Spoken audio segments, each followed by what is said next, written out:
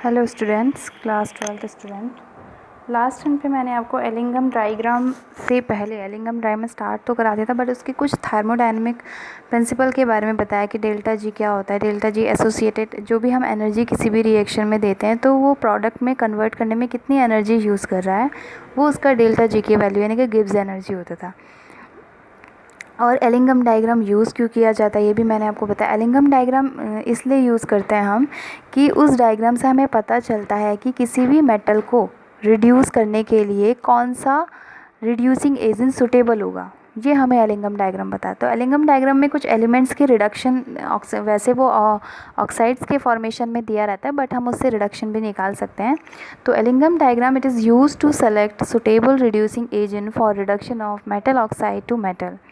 ये किस लिए यूज़ करते हैं हम, ताकि हमें सुटेबल रिड्यूसिंग एजेंट मिले फॉर द रिडक्शन के लिए। किसका रिडक्शन? मेटल ऑक्साइड का मेटल में। तो फर्स्ट ये जो डायग्राम होता है ये होता किस पे है, किन दोनों के बीच में एक ग्राफ होता है, प्लॉट ग्राफ होता है between the delta G not in kilo joule पर मोल ऑफ O2, यानी मेटल ऑक्सीजन के साथ जब रिएक्शन होती है तो मेटल ऑक्साइड बनता है, उसकी डेल्टा जी की वैल्यू गिवन है एट वाई एक्सिस पर, और टेम्परेचर के रेफरेंस में फॉर्मेशन ऑफ ऑक्साइड की किस टेम्परेचर पर कितना ऑक्साइड फॉर्मेशन हो रहा है मेटल का, उसके रेफरेंस में ये प्लॉट ग्राफ किया जाता है। सेकेंड चीज़, ये each line of converting metal, जो हर एक लाइन है, ये जो ग्राफ जब आप देखोगे तो इसमें जो हर एक लाइन जो है वो कन्वर्ट कर रही है मेटल टू मेटल ऑक्साइड में। वो क्या डिनोट कर रही है एक लाइन, कि मेटल जो है वो मेटल ऑक्साइड में डिनोट कर रहा है। स्लोप अपवर्ड, हमेशा ऊपर की तरफ वो ग्राफ जा रहा है। क्यों जा रहा है? बिकॉज डेल्टा जी की जो वैल्यू है बिकम्स लेस नेगेटिव। वो कैसी होती जा रही है? कम नेगेटिव होती जा रही है। इट मीन्स उसको हमें एनर्जी प्रोवाइड करनी पड़ेगी, तब जाके वो रिएक्शन होगी एट हाई टेम्परेचर। जैसे जैसे टेम्परेचर बढ़ाएंगे तो हमारा जो स्लोप है वो अपवर्ड जाएगा। Delta G equals to delta H minus T delta S. ये जो आपको यहाँ पे वैल्यू दिख रही है, दिस इज डेल्टा एच, यहाँ पे डेल्टा एच आएगा, ठीक है। Delta H minus T delta S, यहाँ पे थोड़ा जी लिख दिया गया है। तो delta G equals to delta H minus T delta S, ठीक है। डेल्टा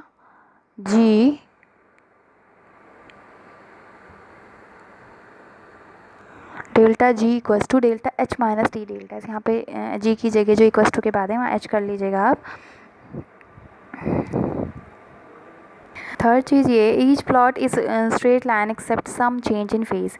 आप ग्राफ में, जब मैं आपको अभी ग्राफ दिखाऊंगी तो इसमें आप देख लेंगे कि हर एक जो लाइन है वो स्ट्रेट है, एक्सेप्ट कुछ ऐसे मेटल हैं जो क्या करते हैं, उसमें जो अगर बेंडिंग पोजीशन हो रही है अपवर्ड में, वो क्यों हो रही है? फेज़ चेंज होने की वजह से। Except some change in phase, कुछ फेज़ में क्या हो रहा है? चेंजेस हो रहे हैं। Maybe solid to liquid में चेंज हो रहा है, और क्योंकि टेम्परेचर चेंज हो रहा है तो सॉलिड से लिक्विड में भी कन्वर्ट हो सकती है और लिक्विड से गैस में भी चेंज हो सकती है। तो वो जो एकदम से फेज़ चेंज हो रही है, इसीलिए वो जो है अपवर्ड या इनवर्ट डायरेक्शन में क्या हो रहा है? चेंज हो रहा है। ये जैसे अगर ये एक ग्राफ है, एक सीधा स्ट्रेट लाइन ग्राफ जा रहा था, अचानक से क्या हुआ, इसने अपवर्ड डायरेक्शन में बेंट हो गई है। तो इट मीन्स ये क्या है, जो अचानक से जो चेंज आ रहा है ये फेज़ चेंज की वजह से आ रहा है। मे बी वो सॉलिड से लिक्विड में गया हो, अगर सॉलिड से लिक्विड में कन्वर्ट हो रहा तो वो उस पॉइंट पर क्या है, उसका मेल्टिंग पॉइंट है, ठीक है। अगर वो लिक्विड से गैस में हो कन्वर्ट हो रहा है तो मे बी वो क्या हो सकता है, उस पॉइंट पर क्या हो, वो बॉइलिंग पॉइंट गिवन हो, ठीक है। तो such changes in the face is indicated the abrupt increases in slope on positive side. हमेशा जो हमारा स्लोप है वो इंक्रीज किसकी तरफ हो रहा है? पॉजिटिव साइड की तरफ। जैसे जेड एन बॉइलिंग पॉइंट का जो दिया है 907 डिग्री सेल्सियस, इसका टेम्परेचर इतना रहता है डिग्री सेल्सियस में, इसका बॉइलिंग पॉइंट का जिंक का, उस पॉइंट पे क्या रहता है, ये वेपर फेज में चेंज हो जाती है उस पॉइंट पर। With increase in temperature line crosses, जैसे जैसे हम टेम्परेचर इंक्रीज़ करते जाएंगे तो कुछ मेटल की जो स्लोप है वो डेल्टा जी की जो जीरो वैल्यू है उसको क्रॉस करेगी।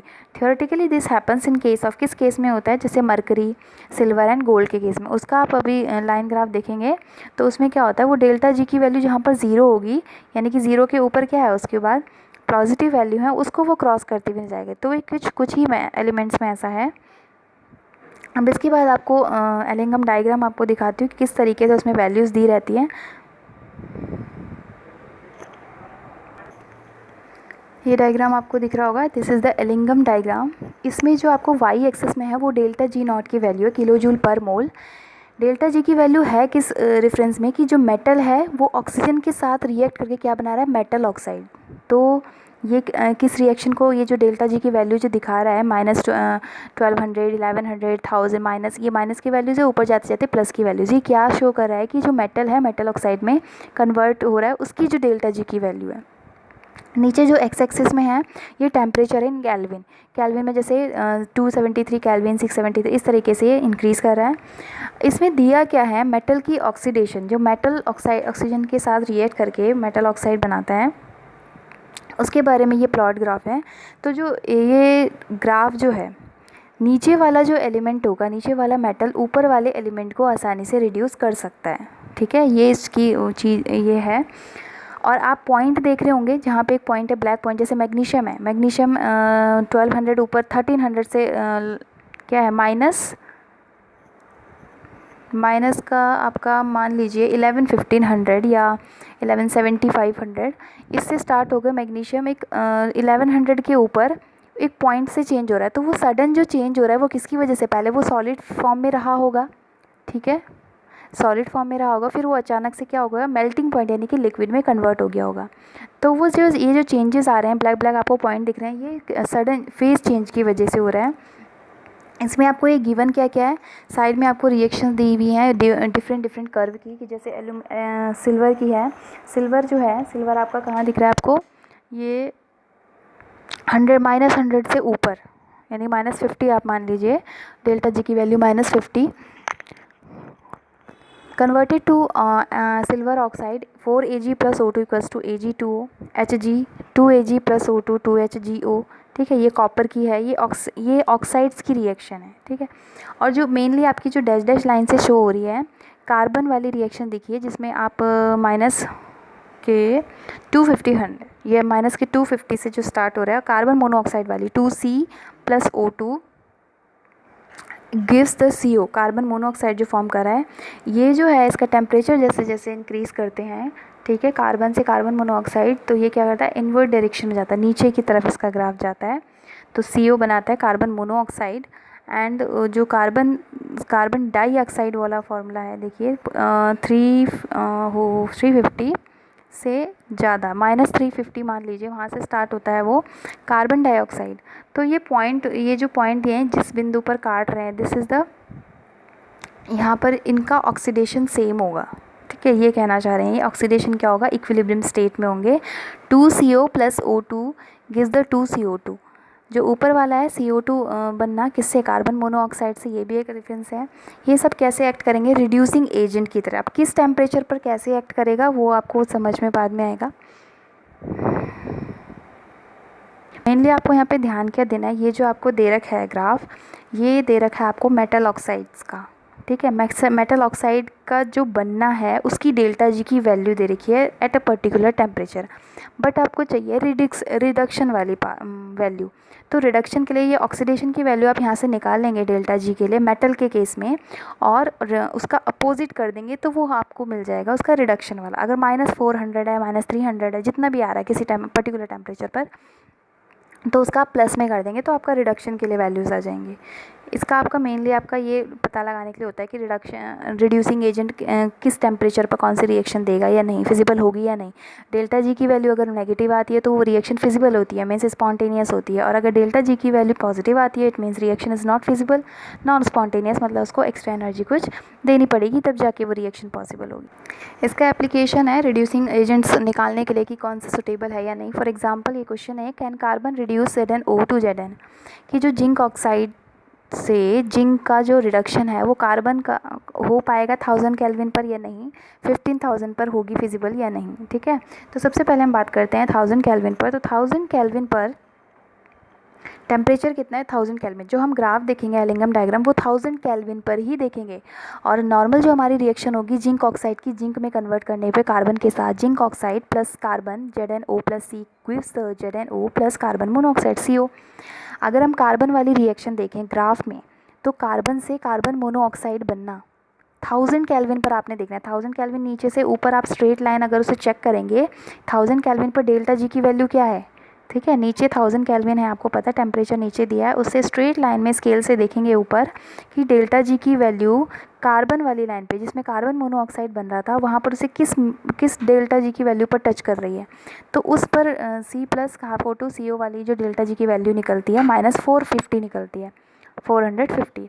ऐसे ही हमने जिंक की ऑक्सीडेशन वाली यानी कि ऑक्साइड बना रहा है हमें तो रिडक्शन वाली वैल्यू चाहिए, तो जिंक ऑक्साइड वाली वैल्यू ही हम देखेंगे, कहाँ पर देखेंगे 1000 केल्विन पर। 1000 केल्विन से आप नीचे स्केलिंग ले जाएंगे और जेड एन वाली जो स्लोप होगी उसको देखेंगे, वो मीट करेगी -500 पर। तो -500 पर तो वो मेटल ऑक्साइड बना रही है, जिंक ऑक्साइड बना रही है, बट हमें चाहिए क्या, जिंक ऑक्साइड से जिंक, तो उसका अपोजिट कर देंगे तो +500 हो जाएगी।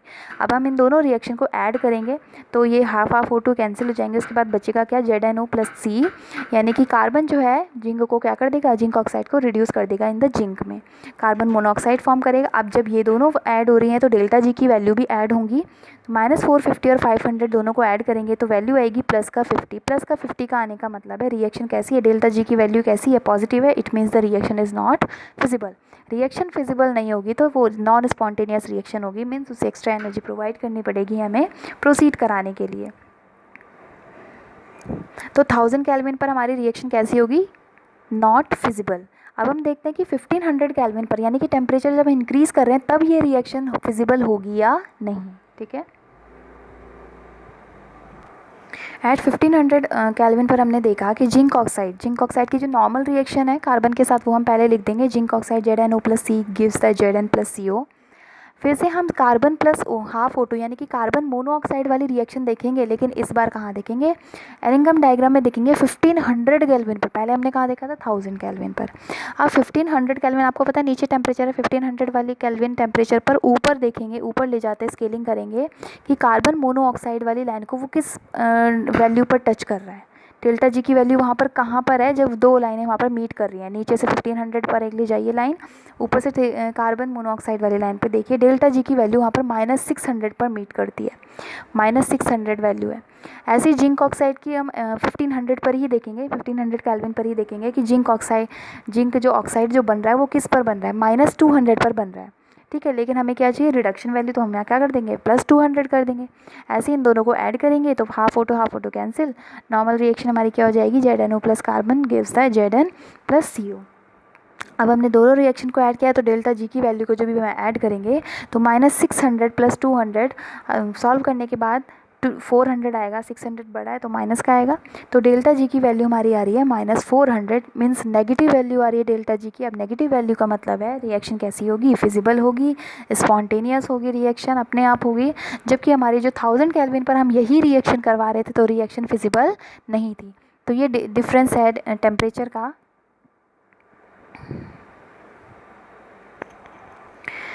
नेक्स्ट है लिमिटेशन ऑफ एलिंगम डायग्राम। बाकी जो अभी तक हमने पढ़ा, हम इसका रिड्यूसिंग एजेंट की क्या, कौन सा रिड्यूसिंग एजेंट सूटेबल होगा, कौन सा नहीं होगा, बस ये चीज़ें ध्यान रखनी है। अगर नीचे वाला एलिमेंट है उस एलिंगम डायग्राम में नीचे वाला एलिमेंट अपने ऊपर वाले एलिमेंट को रिड्यूस आसानी से कर देगा, बल्कि ऊपर वाला एलिमेंट नीचे वाले को रिड्यूस नहीं कर सकता। Limitation of Ellingham diagram, Ellingham diagram में कुछ कमियां थी। क्या कमियां थी वो, the Ellingham diagram simply indicates, ये जो डायग्राम था ये केवल क्या बताता था कि रिएक्शन जो है पॉसिबल है या नहीं, मतलब फिजिबल होगी रिएक्शन या नहीं होगी, सिर्फ ये बताता है। ये नहीं बताता कि कितनी कंडीशन में किस रेट में रिएक्शन हो रही है, ये सब नहीं बताता। तो the Ellingham diagram simply indicates whether a reaction is possible और नॉट, रिएक्शन पॉसिबल होगी या नहीं, that is it shows the tendency. इसका मतलब क्या है, रिएक्शन ना होने का मतलब shows the tendency of reduction, कि reduction with the reducing agent के साथ रिडक्शन पॉसिबल है या नहीं। सेकेंड कंडीशन, सेकेंड क्या थे इसकी, it does not predict the kinetic और अ रेट ऑफ रिएक्शन, ये स्पीड नहीं बताता, रेट नहीं बताता रिएक्शन का, कितनी रेट में रिएक्शन हो रहा है, सिर्फ ये बताता रिएक्शन होगी या नहीं, ठीक है। Third is the interpretation of the delta G not is based on the equation, जो हमारा इंटरप्रिटेशन है किसका, डेल्टा जी नॉट का, वो इसी इक्वेशन पर बेस्ड है जो लिखा है नीचे, delta G not = -RT log K। जब हम डेल्टा जी नॉट और टेम्परेचर के बीच जब ग्राफ प्लॉट कर रहे हैं एलिंगम डायग्राम, तो उसमें कांस्टेंट क्या आ रहा है आपका, log K मतलब इक्विलिब्रियम कांस्टेंट से आता है, ये हमने इक्विलिब्रियम कांस्टेंट में आपने पढ़ा होगा। Then it is presume that the reactant, इसका मतलब है क्या कि जो इन्होंने क्या माना था एलिंगम डायग्राम में कि रिएक्टेंट और प्रोडक्ट क्या होते हैं, इक्विलिब्रियम में होते हैं। ठीक है, ये जो डायग्राम दिया गया है ये किस स्टेट में दिया गया है कि दोनों इक्विलिब्रियम में हैं, reactant and product. This is not always true, लेकिन ये हम रियल में हम ये जानते हैं ये दुनिया की सारी रिएक्शन इक्विलिब्रियम रिएक्शन नहीं होती। जितनी कंसंट्रेशन में प्रोडक्ट बन रहा है उतनी कंसंट्रेशन में रिएक्टेंट हमें नहीं मिलता, वो फॉरवर्ड दोनों डायरेक्शन में नहीं होती है रिएक्शन। ठीक है, तो इक्विलिब्रियम ज़रूरी नहीं है इक्विलिब्रियम मेंटेन हो, तो इसलिए ये कमी भी थी इनके डायग्राम की। कल हम पढ़ेंगे एक्सट्रैक्शन, एप्लीकेशन क्या है मेटलर्जी की, मेटलर्जी का यूज़ हम क्यों करते हैं, एलिमेंट्स के एक्सट्रैक्शन के लिए करते हैं। ठीक है, कि हम किसी भी मेटल को प्योर फॉर्म में कैसे निकालें, क्योंकि अर्थ क्रस्ट पर हमारे जो मेटल मिलते हैं वो इम्प्योर फॉर्म में होते हैं, ये मैंने आपको पहले भी बताया। तो उसके लिए हम जितनी भी प्रोसेस लगा रहे थे, ठीक है, वो सब मेटलर्जी के अंदर आते हैं। तो मेटलर्जी का यूज़ क्या हो गया, एक्सट्रैक्शन ऑफ द एटम या extraction of the metal element, इन सब के लिए। तो उसके बारे में हम एक एक करके पढ़ेंगे हर मेटल का। Okay, thank you.